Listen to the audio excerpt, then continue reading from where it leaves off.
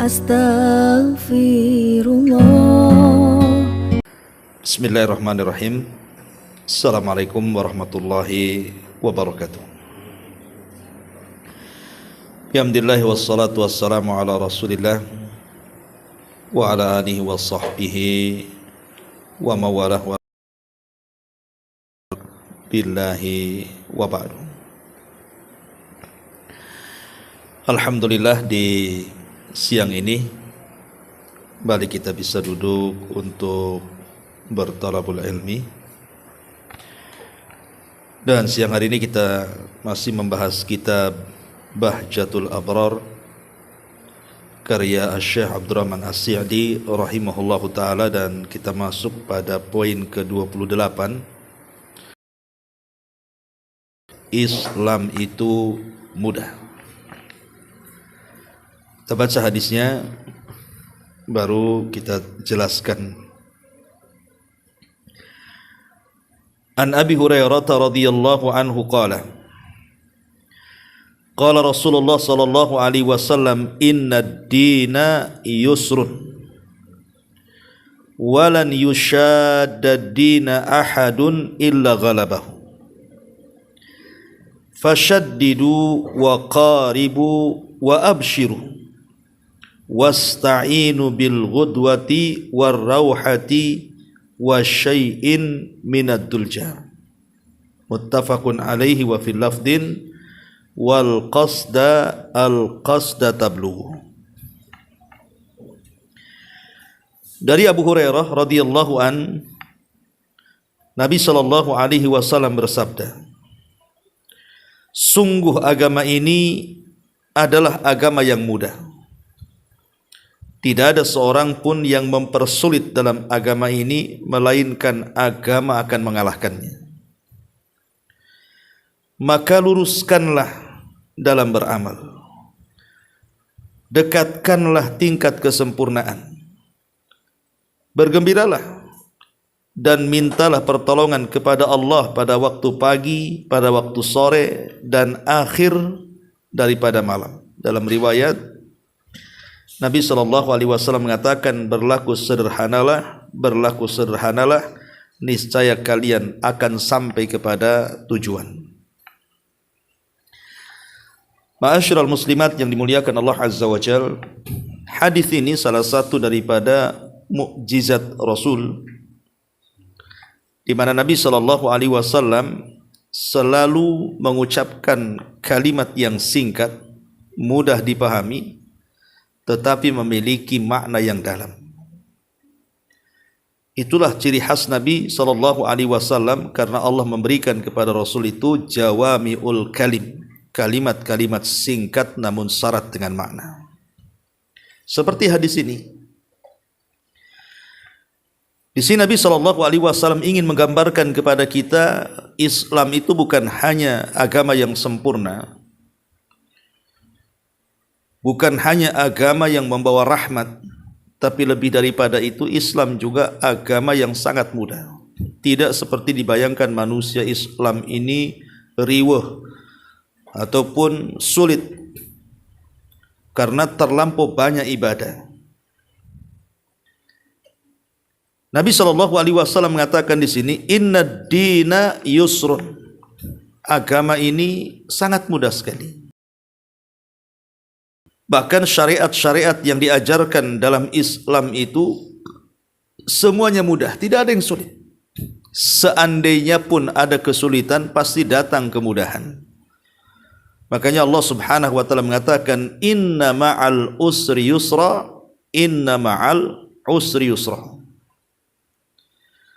Ketika Allah Subhanahu wa taala menyebut kalimat al-usr, kesulitan, itu menggunakan alif lam. Inna ma'al usri, ada alif lamnya di situ. Tapi ketika Allah menyebutkan kalimat yusron, kemudahan, tidak menggunakan alif lam. Yang satu ma'rifat, yang satu nakirah. Ulama bahasa mengatakan, ketika Allah mengulang kalimat al-usri, maka usri yang kedua adalah usri yang pertama.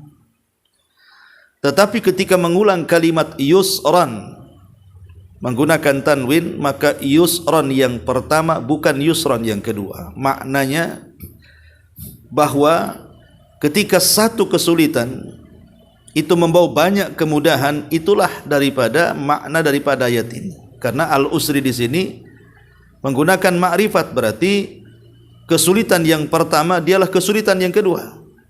Tapi kemudahan yang pertama bukan kemudahan yang kedua. Maknanya satu kesulitan bisa mendatangkan banyak kemudahan. Bisa dua, bisa tiga, dan begitulah Islam akan senantiasa mendatangkan kemudahan. Di antara contoh saja Bu ya, untuk menggambarkan betapa mudahnya Islam ini. Di sini mu'alif juga memberikan contoh, beberapa contoh. Contoh saja sholat. Sholat itu sulit bagi yang malas Bu. Tapi bagi yang rajin sholat itu sangat-sangat mudah sekali. Membuat sholat itu semudah mungkin. Makanya ibadah sholat itu bisa dilakukan dengan cara singkat. Dan kalau seseorang kemudian tidak sanggup berdiri yang merupakan rukun daripada sholat wajib, maka orang itu bisa duduk, dan itu kemudahan. Tidak bisa duduk, orang itu bisa berbaring, dan itu juga kemudahan. Termasuk syarat daripada salat wudu. Ketika orang tidak bisa wudu dengan air, maka tinggal tayamum. Atau ketika seseorang pamannya sedang safar, maka Allah mudahkan dari yang 4 rakaat dikosor jadi 2 rakaat. Atau ketika banyak masalah yang tidak bisa ditinggalkan, maka bisa dijamak. Coba lihat bagaimana kemudahan-kemudahan yang Allah mudahkan. Dan kita tidak harus salat di masjid dalam tempo-tempo tertentu. Bisa salat di mana saja. Karena salat itu yang ditentukan hanyalah waktu dan caranya. Ya. Ini satu contoh bahwa salat itu membawa kemudahan kepada kita. Dan bacaan dalam salat pun tidak ditentukan dalam syariat harus baca Al-Baqarah, Al-Imran, An-Nisa, tidak juga. Allah mengatakan faqra'u ma tayassara minal Qur'an, baca yang kita mudah membacanya dari Quran. Ya hafal qul huwallah, yaitu yang dibaca, inna a'tayna yaitu yang dibaca, wadduha yaitu yang dibaca, pokoknya yang mudah bagi kita. Kita tidak boleh kemudian mempersulit diri dalam salat, karena ibadah salat itu ibadah mudah. Ini satu contoh. Atau contoh yang lainnya puasa. Syariat Islam hanya mewajibkan puasa loh dalam setahun itu cuma 1 kali. 1 bulan Ramadan saja. Dan tidak memerintahkan kita puasa tiap bulan kan. Kalau puasa tiap bulan siapa yang sanggup berpuasa kan. Dan itu kemudahan, Allah hanya mewajibkan puasa bagi kaum muslimin itu hanya 1 bulan dalam 12 bulan itu. Kemudian dilakukan secara beramai-ramai. Dan ibadah yang dilakukan secara beramai-ramai itu biasanya agak ringan bagi dia. Karena godaannya sedikit. Coba kalau ibu puasa sendiri, yang lain tak puasa, apa enggak banyak tuh godaannya itu. Barusan saja ada yang lewat tuh bakso tuh. Nah, itu kan godaan Bu. Kalau lagi puasa tuh. Ya. Nanti lewat lagi cendol, lewat lagi es degan, macam-macam itu godaannya. Akhirnya ngurung diri tidur kan itu. Jadi puasa tidur. Jadi contoh ini puasa kan mudah. Seandainya pun kita tidak bisa berpuasa Ramadan karena sakit atau karena safar, boleh membatalkan puasa, dan itu kemudahan. Dan bisa diqadha di hari yang lain. Atau kalau memang tidak sanggup sama sekali, jangan lagi puasa Ramadan, apalagi qadha, bisa diganti dengan fidyah. 1 hari tak puasa, 1 hari ngasih makan fakir miskin. Lihat bagaimana Allah Subhanahu wa taala memberikan kemudahan dalam puasa. Atau dalam zakat juga sama. Kalau orang pamannya punya uang seharga 85 gram emas, berapa yang dikeluarkan Bu? Cuman 2,5%, Bu. Kalau saya uangkan seperti ini, kalau orang punya uang 100 juta, maka yang dikeluarkan itu kan cuma 2.500.000. Berarti masih ada berapa tuh? 97 lagi kan? 500 juta itu yang ada, karena cuma 2,5% aja dikeluarkan tuh. Ya. Kan tidak mempersulit. 2,5 juta dibandingkan 100 juta masih banyak lah duitnya tuh. Belum lagi dikeluarkan satu kali dalam setahun, bukan tiap bulan. Dan ini menunjukkan kemudahan, betul-betul Allah Subhanahu wa taala mudahkan. Begitu juga haji. Haji walaupun wajib, tetapi Allah iringi dengan kalimat istita'ah. Man istata'a ilaihi sabila. Artinya diiringi dengan kemampuan. Kalau tak mampu ya sudahlah, tidak mungkin jalan kaki. Makanya saya heran ada orang naik haji itu naik sepeda pula dari sini. Ada yang jalan kaki, aduh, itu nyiksa diri bu. Nggak perlu kita lakukan seperti itu. Karena Islam itu tidak boleh memberat-beratkan. Karena siapapun yang memberatkan Islam, nanti Islam memberatkan dia. Ya, jadi ini contoh-contoh saja di mana Allah Subhanahu wa taala itu memudahkan segalanya. Ya. Makanya Allah Subhanahu wa taala mengatakan inna dina yusrun. Agama Islam ini agama yang sangat mudah. Ma ja'alallahu alaikum fid dini min haraj. Allah tidak menjadikan kesulitan dalam agama kalian. Kemudian Rasul mengatakan walan yushadad dina ahadun illa ghalaba. Dan tidaklah orang mempersulit di dalam pengamalan agamanya kecuali agama akan mempersulitnya. Begini Bu maksudnya. Saya buat analogi dulu Bu ya. Kalau ada dua orang yang bertanding Bu, anggap saja tanding lari dari start sampai finish. Ini yang satu orangnya memang pelari, biasa olahraga dia. Ya. Yang satu biasa-biasa saja orangnya. Kalau seandainya kemudian seseorang adu lari dengan orang yang kencang gitu ya larinya, maka tentu yang menang adalah orang yang ahli lari kan. Pasti yang tidak suka latihan lari pasti dia kalah kan itu. Artinya bahwa kemenangan orang yang menang dalam lari itu karena sebuah latihan. Sama juga dengan ibadah Bu. Kalau ibadah itu terus dilatih, pasti juga banyak ibadah dia bisa akan bolong. Tetapi kalau seandainya tidak akan terlatih, maka akan membosankan. Tetapi seandainya pun dia terlatih, anggaplah dia terlatih beribadah, kalau dilakukan terus-terusan, pasti akan capek juga. Makanya kenapa kemudian Islam melarang seseorang itu untuk mempersulit diri walaupun dia tidak salah sebenarnya. Makanya ada seorang sahabat yang bernama Abdullah ibn Amr ibn As. Sahabat Abdullah ibnu Amr ibn As, dia menyesal setelah dia tua. Karena di waktu mudanya Abdullah ibn Amr ibn As ini terkenal puasanya, terkenal baca Qur'annya, terkenal qiyamul lailnya. Jadi satu hari dipanggil Nabi dia. Kemudian dinasihati oleh Nabi, wahai Amr, wahai Abdullah ibn Amr katanya. Tidak usah kau puasa tiap hari, karena Abdullah ibn Amr kan suka puasa mutlak dia. Tiap hari dia puasa karena Allah. Jadi nasihati Nabi, jangan puasa tiap hari. Kalaupun kau ingin puasa, cukuplah 3 hari dalam sebulan. Kata Abdullah ibn Amr, oh Rasul aku bisa lebih daripada itu. Kalau gitu ya sudah, puasalah Senin Kamis. Kata Abdullah ibn Amr, aku bisa lebih daripada itu. Kata Rasul, kalau begitulah puasa sehari, jangan puasa sehari, artinya puasa Daud. Dan jangan kau tanya lagi, karena tidak ada puasa yang lebih baik daripada puasa Daud.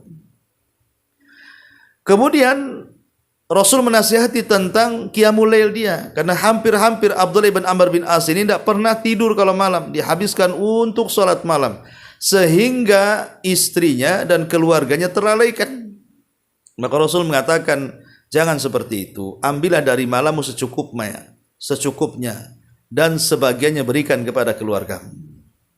Termasuk juga membaca Quran, dinasihati. Kalau bisa hatamlah sebulan sekali. Dia bilang masih, aku bisa lebih daripada itu. Ya sudah kalau begitu 2 minggu sekali. Aku bisa kalau gitu seminggu sekali. Kemudian Rasul nasihati, dan jangan menghatamkan Al-Quran kurang dari 3 hari kata Rasul. Dalam kenyataannya apa? Abdullah ibn Amr mengambil yang berat. Jadi kalau puasa Daud kalau puasa dia ambil puasa Daud. Kemudian sholat malam, pokoknya sepertiganya diberikan keluarganya, sepertiganya diberikan kepada Allah Subhanahu wa taala untuk sholat malam. Termasuk juga Al-Quran, hampir 3 hari sekali dia menghatamkan Quran. Setelah dia tua, dia sudah tidak sanggup berpuasa, sudah tidak bisa sanggup sholat malam seperti layaknya ketika waktu muda, sudah tidak sanggup membaca Quran seperti layaknya di waktu muda. Dari situ dia teringat sabda Rasul, kenapa aku tidak mengambil rukhsahnya Nabi, katanya. Aku menyesal, coba kalau aku dulu mengambil puasa umpamanya sebulan 3 kali saja, tentu akan istiqomah sampai tua kan. Kalau aku umpamanya membaca Quran, menghatamkan sebulan sekali, tentu aku bisa istiqomah sampai tua. Karena akhirnya Abdullah ibn Amr ibn As ini terputus di waktu tuanya, tidak sanggup lagi meneruskan ibadah-ibadah itu. Itulah karena memberatkan dalam agama, akhirnya terputus ibadahnya. Makanya lihat Abdullah ibn Mas'ud itu, karena dia ya kondisinya juga lemah badannya, dia jarang puasa sunnah. Abdullah ibn Mas'ud itu, dia hanya puasa wajib saja, puasa Ramadan. Tapi walaupun demikian, karena disibukkan dengan Quran, jadi dia memilih menyibukkan dengan Quran dibandingkan puasa sunnah. Itulah cerdasnya Abdullah ibn Mas'ud radhiyallahu an. Maka kita pun sama, Bu. Dalam kehidupan kita itu, supaya kita tidak bosan ibadah, harus ada mura'atun nafsi. Kira-kira yang cocok untuk ibu itu ibadah apa? Ya. Kemudian yang kedua, buatlah ibadah itu jenisnya macam-macam, jangan satu jenis saja. Jadi kalau bosan ini, beralih ke yang itu, dan begitu seterusnya. Karena di sini Nabi SAW mengatakan, siapapun yang mempersulit agama, maka Allah Subhanahu wa taala akan mempersulit dia dalam agama. Dan di sini juga ada faedah larangan berlebih-lebihan dalam agama. Syad itu artinya memberatkan diri, dan Islam sangat melarang memberatkan diri dalam agama. Di zaman Nabi SAW ada 3 orang datang menghadap Nabi SAW, tapi tidak ketemu Nabi, ketemu istrinya. Kemudian bertanya soal ibadah Nabi. Kemudian istrinya menceritakan, oh Nabi itu begini katanya. Maka para sahabat ini mengatakan, oh kok ibadah Nabi yang saya pikir itu banyak, ternyata biasa saja. Jadi seolah-olah dia mengecilkan Nabi. Akhirnya kemudian salah seorang di antara 3 orang ini mengatakan, kalau begitu saya akan puasa dan tidak akan pernah berbuka. Yang satu mengatakan, saya akan sholat malam dan tidak akan tidur. Yang satu mengatakan, saya tidak akan menikah dan saya habiskan umurku untuk ibadah. Ketika Nabi SAW mendengar 3 orang ini mengatakan seperti itu, langsung mengumpulkan para sahabatnya.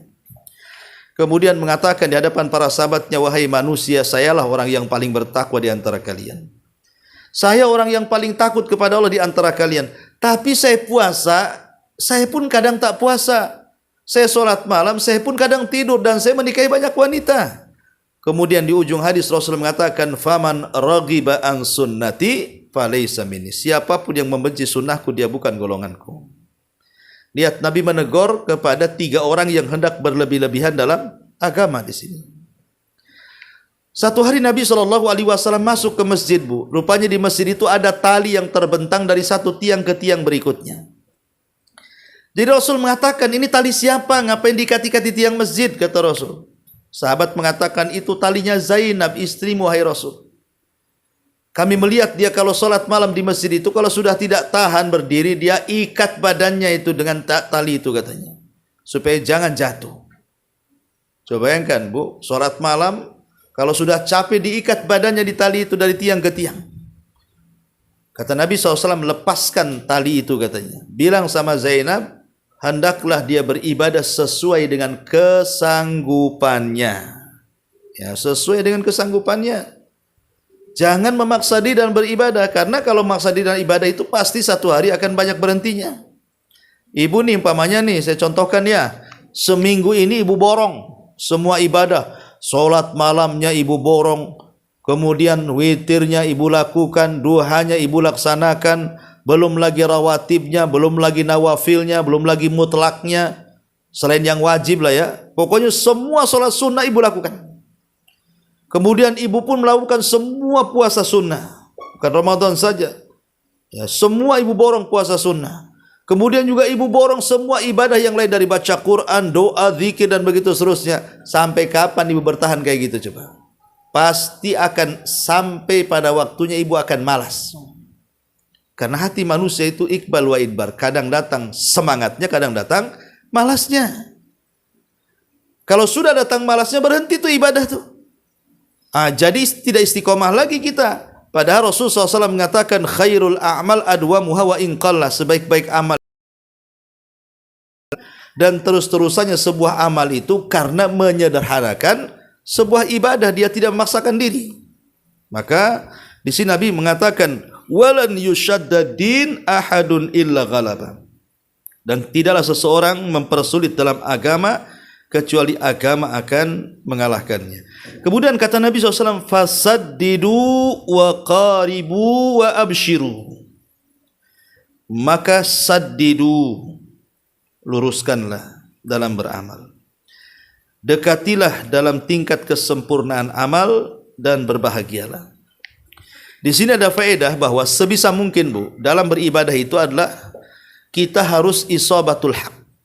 Sebisa mungkin dalam melakukan amalan ibadah ketaatan kita kepada Allah itu harus mencocoki kebenaran. Karena di sini Rasul mengatakan fasaddidu. Maksudnya saddidu itu cocokkan ibadahmu dengan kebenaran. Cocokkan ibadahmu dengan Quran. Cocokkan ibadahmu dengan sunnah yang sahih.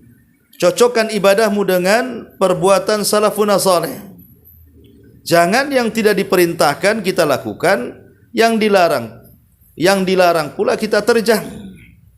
Nah, nanti terjerumus kepada perkara yang diada-adakan, dan itu tertolak dalam Islam. Man amila amalan laisa alaihi amruna fahuwa raddun. Barang siapa yang beramal dan tidak ada contohnya maka tertolak.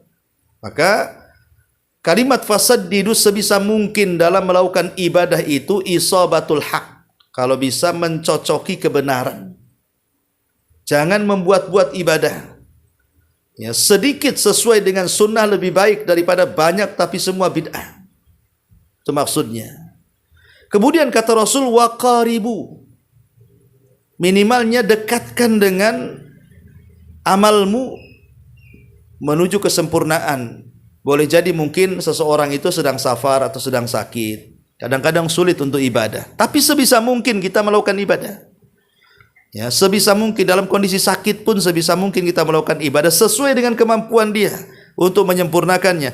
Tapi bagaimanapun Islam ini kan agama yang luar biasa. Kalau orang terbiasa sholat malam, orang terbiasa puasa, kemudian dia sakit dan tidak bisa sholat malam lagi, tidak puasa lagi, maka dia tetap mendapatkan pahala keduanya di saat sakitnya atau di saat safarnya, selama dia tidak pernah meninggalkan amalan-amalan sunnah tadi.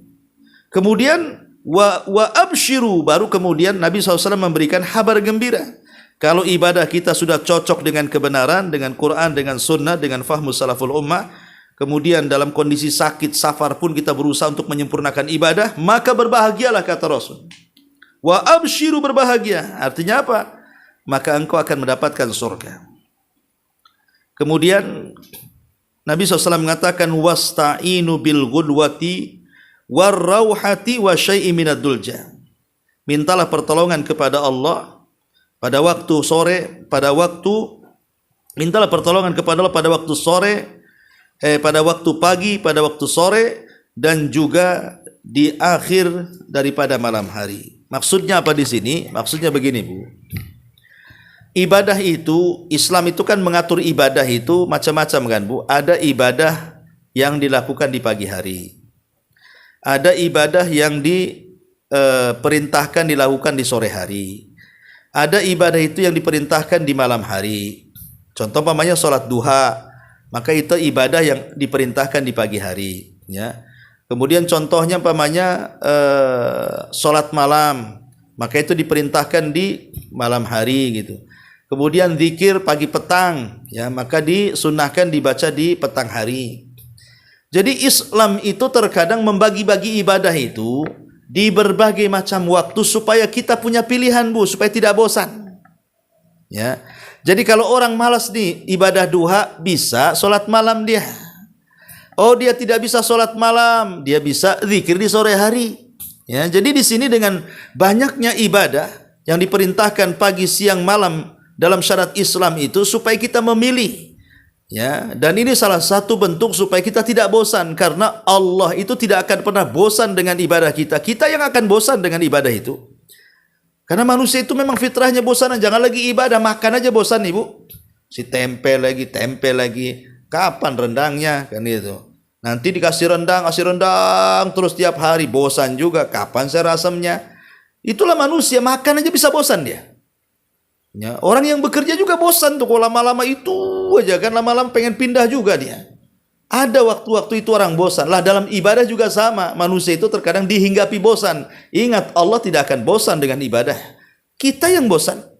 Lah makanya solusi supaya tidak bosan, maka hendaklah dibuatlah ibadah itu beragam, jangan satu ragam saja. Bosan baca Quran, zikir. Bosan zikir, salat. Bosan salat, sedekah. Bosan sedekah, silaturahim. Begitu, ya, supaya tidak berhenti ibadahnya. Ya, begitulah maksud daripada hadis Nabi sallallahu alaihi wasallam, wasta'inu bil ghudwati warawhati wa syai'in minad dulja, dan dalam riwayat yang lain wal qasda tablughu. Sederhanalah, niscaya kalian akan sampai kepada tujuan. Sebab kalau orang memberatkan ibadah pasti terputus di jalan. Tidak akan. Seperti umpamanya ibu lagi safar, bawa uang 1 koper, Bu, tapi ibu boros di tengah jalan, beli ini, beli itu, belum sampai tujuan dah habis uangnya. Ya terputuslah perjalanannya. Lah itu sama juga, Bu. Orang yang ibadah, ibu borong ini, borong itu, borong ini, salatnya, zikirnya, baca Qur'annya, akhirnya lama sendiri berhentilah ibadahnya, tidak sampai tujuan. Makanya Rasul mengatakan wal qasda tablughu, sederhana dan sederhana kalian akan sampai kepada tujuan. Ma'asyiral muslimat yang dimuliakan Allah Azza wa, ini diantara makna daripada hadis yang kita baca. Kita ambil poin perkataan mu'alif ini pada halaman ke-109-nya saja, karena tadi yang saya jelaskan ini semua ringkasan dari yang saya yang dapat dalam kitab ini. Di dalam halaman 109 di sini ada beberapa kaedah yang terlahir dari hadis yang kita baca. Kaedah pertama, kemudahan yang terkandung di dalam syariat ini bersifat umum. Ingat, kemudahan yang terkandung dalam syariat Islam ini bersifat umum. Jadi umum pada semua perintah, pada semua larangan, pada semua yang dihalalkan, pada semua yang diharamkan. Semua isi agama ini mudah. Ya, termasuk juga dari bab ibadah sampai bab muamalah, gitu ya. Dari bab muamalah dengan sesama kaum muslimin sampai muamalah dengan orang kafir, maka Islam itu sangat mudah sekali. Contoh umpamanya, ya, orang yang melakukan dosa. Anggaplah dia melakukan dosa seumur hidupnya. Nah, dosa mana yang tidak pernah ia lakukan? Semua dia lakukan. Tetapi karena agama ini mudah, agama ini santun, tetap saja kalau dia datang kepada Allah bertobat, dosa-dosanya. Dan itu kemudahan Islam. Karena di luar daripada Islam, kalau mereka melakukan dosa, mereka ada tebus dosa tuh dengan uang sekian itu kan. Nah, ini kan sulit, ngapain dosa ditebus-tebus duit? Nyari duit pun susah kan gitu. Tapi Islam tidak. Tidak harus tebus dosa dengan uang. Cukup bertobat dengan taubatan nasuha. Maka itu dimudahkan semuanya. Ya. Kalau kita lihat bermuamal dengan orang-orang kafir, selama kafir itu tidak memerangi Islam, maka kita tetap bermuamalah dengan mereka, tetap berbuat baik kepada mereka, tetap juga kita memberikan hadiah kepada mereka untuk melembutkan hati-hati mereka, dan itu semua kemudahan Islam. Ya, jadi bab apapun Islam itu sangat mudah. Nah, di sini makna daripada bahwa kemudahan yang terkandung dalam syariat ini bersifat umum. Yang kedua, di balik sesuatu yang berat itu pasti ada keringanan di saat yang bersamaan. Al-masyaqqatu tajlibu at-taisir. Bahwa kaidahnya al-masyaqqatu tajlibu at-taisir itu bahwa kalau ada kesulitan pasti datang kemudahan. Pasti itu. Dalam hal apapun. Ibu dirundung masalah nih. Pemanya ibu ada musibah berat. Tidak bisa keluar dari musibah itu. Rasanya wah ini kiamat nih, kiamat, tidak bisa keluar dari sini. Tidak, Allah pasti akan datangkan kemudahan. Buktinya kita masih bisa senyum dan masalah-masalah yang lalu kita lupakan. Siapa yang mengeluarkan dari masalah itu kalau bukan karena Allah Subhanahu wa taala? Ya, jadi setiap ada kesulitan pasti ada kemudahan. Sebutkan kesulitan apa di dalamnya, pasti ada kemudahan di situ, baik ibadah, muamalah ataupun akhlak, ya. Kemudian juga yang ketiga, kata beliau, apabila aku perintahkan kalian dengan sesuatu perintah, maka kerjakan semampu kalian. Inilah bedanya perintah dengan larangan. Kalau larangan tidak diikat dengan kemampuan, tapi kalau perintah diikat dengan kemampuan, dan itu indahnya Islam. Ya. Artinya begini, kalau Allah melarang zina, melarang riba, melarang dusta, melarang judi, melarang macam-macam maksiat, itu tidak ada kemampuan. Contoh umpamanya, dia sudah ketagihan minum khamr. Kemudian dia tahu larangan khamr itu haram. Kemudian dia mengatakan, saya kan sudah kecanduan Ustadz. Kalau begitu yang biasa 1 botol saya buat setengah botol, boleh enggak? Nanti kalau sudah terbiasa setengah botol saya kurangi 1/4 botolnya. Nanti kalau sudah terbiasa saya kurangi 1 sendok. Nanti baru saya hilangi. Enggak bisa dalam menjauhkan larangan itu, enggak bisa kayak gitu. Bertahap-tahap itu enggak ada. Kalau menjauhi larangan, jauhi. Kalau khamr haram, ya buang khamrnya. Ya, kenapa demikian? Karena dikhawatirkan kita mati dalam kondisi maksiat. Tapi kalau melaksanakan perintah, itu ada kemampuan. Enggak bisa sholat berdiri, duduk. Enggak bisa duduk, baring kan gitu ya. Jadi ada marhalah-marhalahnya. Nah ini juga, dan itu satu kemudahan dalam Islam. Kemudian juga, karena kalau seandainya sholat dipaksakan harus berdiri, susah juga kalau orang punya asam urat tuh, atau punya luka gitu kan, dipaksa-paksa dia nggak khusyuk, dia nahan sakit jadinya. Kemudian kaidah yang keempat, penyemangat bagi orang-orang yang beramal, kabar gembira bagi mereka berupa kebaikan dan pahala yang didapat dari amalan-amalan yang sederhana itu. Jadi orang kalau beramal sederhana itu Bu, pasti akan dapat tujuan. Karena apa? Dia akan terus-terusan beramal, akan istiqomah ya. Dan yang terakhir, wasiat yang bermakna luas terkait tata cara menempuh perjalanan menuju Allah yang tidak butuh dari segala sesuatu, dan sesuatu itu pasti membutuhkannya. Wallahu a'lam bishawab. Ini di antara agama Islam itu adalah agama yang mudah dan tidak ada yang sulit. Karena ini ada, saya tutup ya dengan satu kisah. Waktu saya dakwah di salah satu pulau di Kepri ini Bu. Jadi di pulau itu ada masjid khusus untuk mu'alaf waktu di Anambas ya. Jadi waktu saya ke Anambas, jadi di Anambas itu ada masjid itu dibangun oleh orang Cina yang mu'alaf tuh. Jadi kebetulan saya ngisi di masjid yang dibangun oleh orang-orang Cina tuh, Cina-Cina mu'alaf. Jadi habis selesai ngaji, adalah seorang mu'alaf itu duduk di samping saya. Kemudian dia menceritakan tentang pembangunan masjid ini. Kemudian saya bertanya kepada mu'alaf ini, Bang, coba ceritakan macam mana abang masuk Islam. Ya, jadi diceritalah bagaimana awal mula dia masuk Islam. Sampai dia akhirnya menceritakan satu kisah yang menggelitik telinga saya. Begini Pak Ustadz katanya, sebenarnya kawan-kawan saya itu banyak yang mau masuk Islam loh. Banyak, bukan satu, banyak ya yang mau masuk Islam itu. Nah, jadi saya tanya, kenapa tak mau masuk Islam? Itulah Pak Ustadz katanya, mereka takut sunat Pak Ustadz katanya. Ya. Jadi tak mau masuk Islamnya itu karena takut sunat. Lah ini kan yang salah ustadznya ini, masa masuk Islam harus sunat dulu kan? Masuk Islam tuh syahadat dulu, jangan ditakut-takuti sunat dulu. Ya. Masuk Islam dulu, syahadat. Lama-lama kita ajari tentang masalah hukum-hukum Islam. Nanti dia pun sunat sendiri itu kalau sudah tahu hukum-hukum Islam. Ini ndak disuruh sunat dulu baru syahadat. Ya takut semua orang sunat. Akhirnya ya ndak mau masuk Islam kan? Nah, ini kan bahaya. Ya, makanya Nabi SAW itu mengatakan kepada Mu'adz bin Jabal ketika diutus ke Yaman itu, apa kata Rasul? Basyira wala tu'assira. Beri kabar gembira, jangan kau persulit mereka. Ya, dekatkan mereka, jangan kau buat lari. Nah, makanya ketika Mu'adz bin Jabal salat Isya, dihantam Al-Baqarah, ada satu orang keluar tak tahan, kemudian salat sendiri. Kemudian Mu'adz bin Jabal marah-marah dan mengatakan, kau munafik ya, kenapa keluar daripada jamaah katanya. Dilaporkan kepada Nabi, tapi Rasul menyalahkan Mu'adznya dan mengatakan, afattanu ya Mu'adz, engkau membuat fitnah ya. Ngapain kau baca surat panjang-panjang katanya. Kalau kau jadi imam itu, fal yukhaffif, lihat belakang. Mungkin ada orang tua, mungkin ada orang sakit, mungkin ada orang yang punya hajat, mungkin ada orang ini, orang itu. Jangan main hantam sesukamu, lihat makmumu, kata Rasul kan. Nah, itulah menunjukkan kemudahan dalam Islam. Wallahu a'lam bishawab. Ya, silakan Bu, kita buka tanya jawab.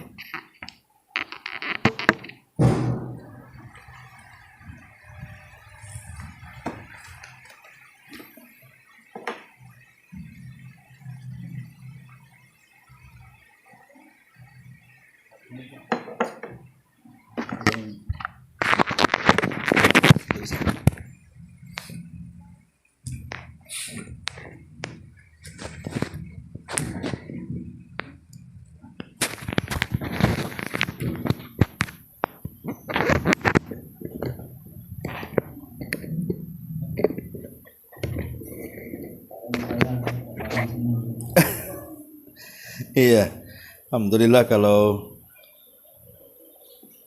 ya, ini ada pertanyaan dari YouTube ya, tentang apa makna daripada agama Islam itu adalah agama yang mudah. Ya, tadi sudah dijelaskan gitu ya.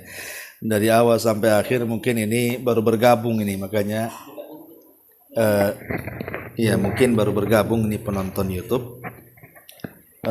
Ya, kemudahan dalam Islam itu sudah saya jelaskan. Ada yang sifatnya dari segi ibadah, ada yang sifatnya dari segi kondisi-kondisi tertentu, ketika dia sakit, ketika dia safar, dan begitu seterusnya. Maka Islam itu akan mendatangkan sebuah kemudahan. Seperti orang sakit tidak bisa menyentuh air, dia tayamum. Seperti orang musafir, dia tidak bisa sholat banyak-banyak. Dan itu kan mudah sekali ya. Dan sebenarnya kalau dijalankan Islam itu mudah. Yang sulit itu kalau dia malas. Hanya orang-orang pemalas saja yang mau menganggap Islam itu sulit. Kalau dia rajin, semua mudah.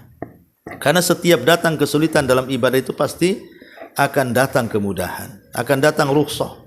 Dan Allah suka dijalankan rukhsahnya, sebagaimana Allah benci kalau didatangkan kemaksiatannya. Nah, ini diantara jawabannya, wallahu a'lam. Oh ya Bu, ada sedikit pengumuman ya. Kebetulan pondok pesantren Jabal Uhud ya baru kena musibah kemarin itu. Saya di WA sama RT RW kalau nggak salah. Jadi divideokan bangunan belakang pesantren. Biasanya saya nggak pernah ke belakang sih, jadi nggak tahu. Dan dinding pesantren dengan rumah warga itu cuman hanya jaraknya 2 meter. Rupanya karena hujan terus-terusan, jadi hujan itu membawa banjir sehingga akhirnya airnya itu membawa tanah-tanah yang ditimbunkan dulu di belakang pesantren.